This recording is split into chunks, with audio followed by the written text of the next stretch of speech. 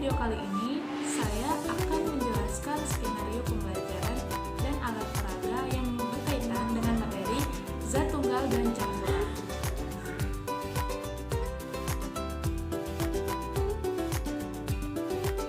Baik, ini dia skenario pembelajaran yang berdasarkan masing-masing elemen keterampilan berpikir kritis. Di sini sudah dituliskan juga bentuk kegiatan pembelajarannya serta komponen STEM yang digunakan dalam pembelajaran.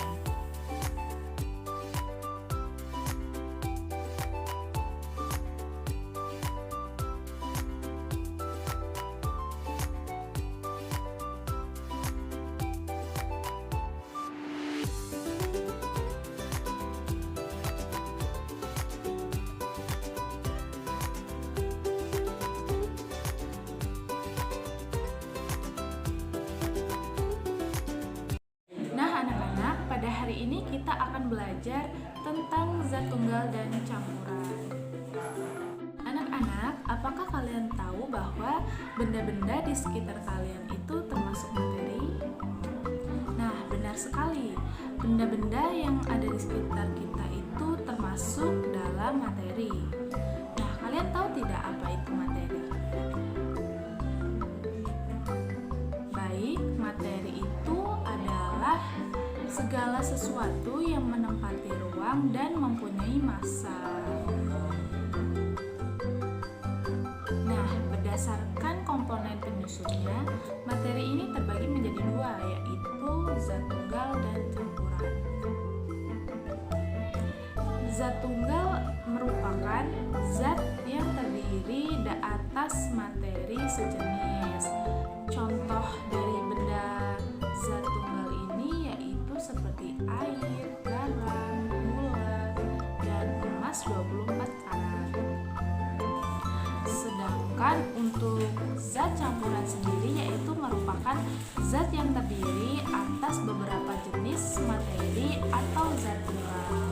Nah, zat campuran ini dibagi menjadi dua, yaitu ada zat homogen dan zat heterogen.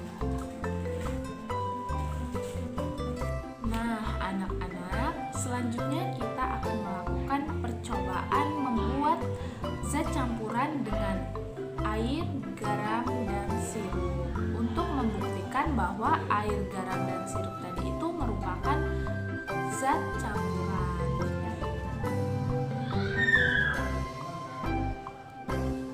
Nah, sesuai dengan arahan ibu kemarin, apakah anak-anak semua sudah membawa alat dan bahan untuk melakukan percobaannya?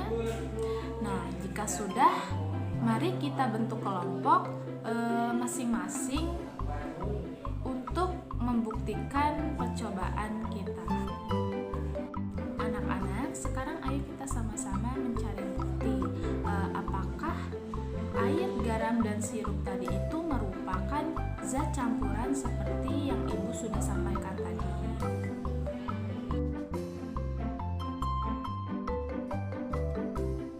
Untuk alat dan bahannya sendiri, yang pertama ada air, garam, sirup, 2 gelas, dan sendok. Baik, yang pertama yaitu kita siapkan 2 gelas yang berisi air, lalu ambil garam dan dimasukkan ke dalam salah satu gelas tersebut.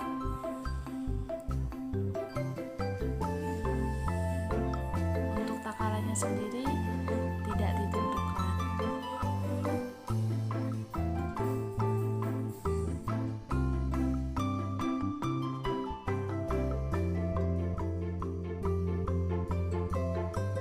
Lalu selanjutnya kita masukkan sirup di dalam gelas satunya.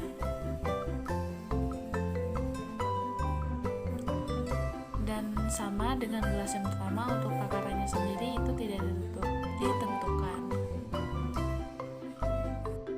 Jika sudah, lalu kita larutkan dulu atau aduk di gelas yang berisikan garam sampai tercampur rata. Kita tunggu sampai garamnya itu dengan sempurna.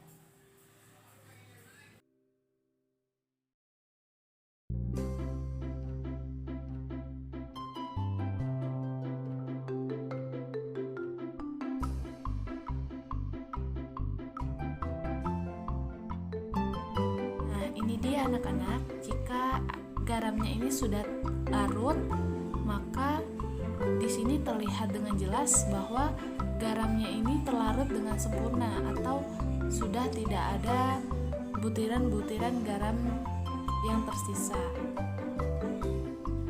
Maka percobaan yang pertama ini membuktikan bahwa garamnya tercampur dengan sempurna dengan air. Nah, baik anak-anak, yang selanjutnya gelas yang berisikan sirup kita aduk-aduk sampai terlarut dengan sempurna.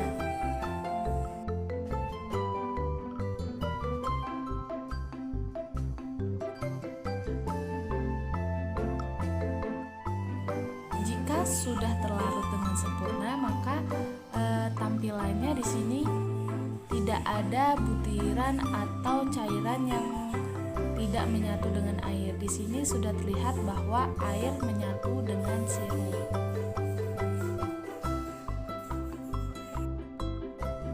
Dan percobaan gelas yang kedua ini yang berisi air dengan sirup telah terbukti bahwa air dan sirup ini tercampur dengan sempurna, maka disebut dengan zat campuran. Jadi dapat disimpulkan bahwa dari kedua gelas ini sudah jelas bahwa ini merupakan zat campuran.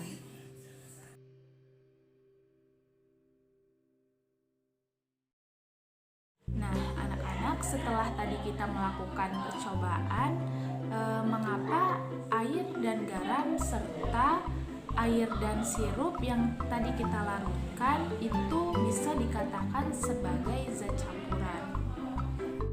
Anak-anak, air, garam, dan sirup bisa dikatakan sebagai zat campuran karena air, garam, dan sirup tersebut bisa larut dengan sempurna jika digabungkan menjadi satu.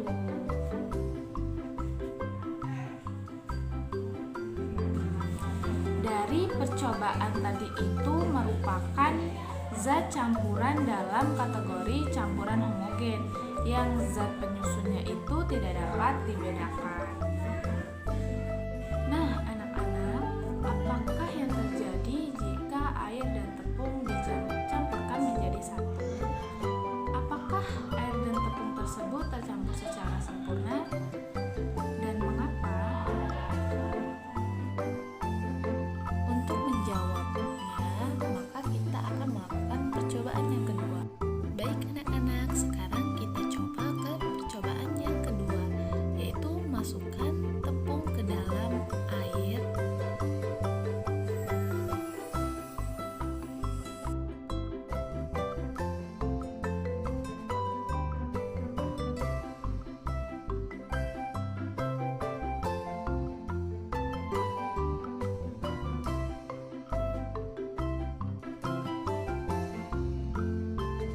Lalu kita campur ya anak-anak sampai air dan tepungnya ini terlarut dengan sempurna. Kita aduk terus sampai tercampur dengan rata.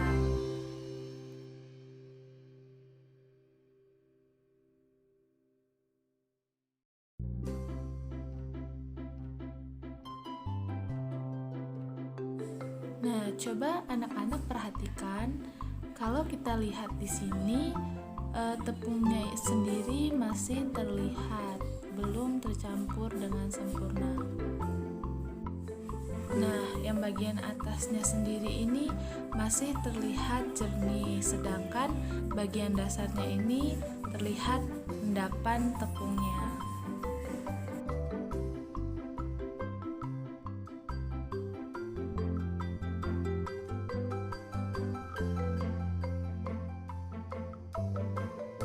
Anak-anak, sekarang kita akan tunggu beberapa menit dan kita lihat apa yang akan terjadi nantinya.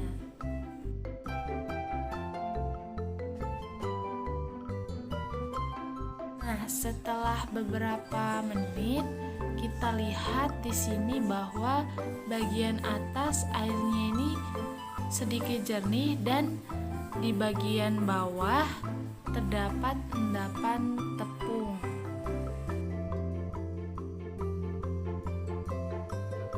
Jadi anak-anak, hal ini membuktikan bahwa larutan air dan tepung tidak bisa bercampur dengan sempurna. Percobaan yang kedua ini termasuk dalam jenis campuran heterogen. Campuran heterogen sendiri itu merupakan campuran yang zat penyusunnya itu tidak tercampur secara sempurna. Pada campuran heterogen, zat penyusunnya ini masih bisa dibedakan. Untuk contoh campuran heterogen ini yaitu campuran air dengan kopi, air dengan tepung, dan air dengan pasir.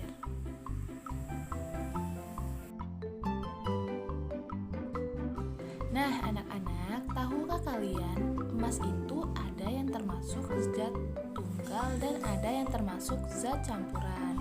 Emas murni yang memiliki kadar 24 karat itu termasuk dalam zat tunggal.